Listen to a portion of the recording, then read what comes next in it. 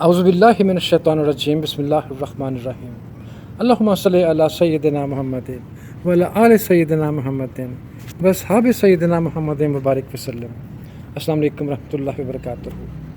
تین باتیں، only three۔ ایک عالم تھے، ایک بہت زبردست حکیم صاحب، انہوں نے اپنے بیٹے سے کہا کہ زندگی میں تین باتوں سے کبھی دستبردار نہ ہونا۔ بیٹے نے پوچھا جی فرمائیے۔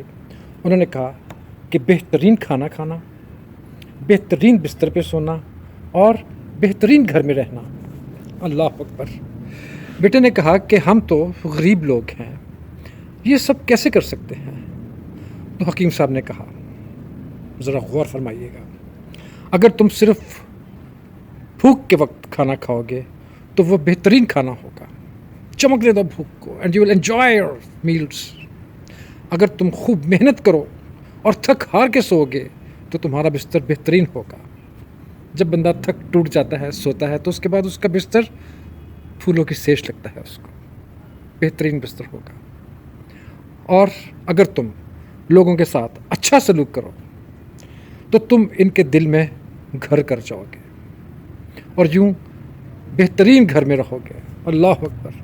ان کے دل میں گھر کر جاؤ گے، اور دل میں کون رہتا ہے؟ ہمارے دل میں اللہ رہتا ہے۔ تو یہ تین باتیں آپ اپنے پلے سے باندھ دیجیے۔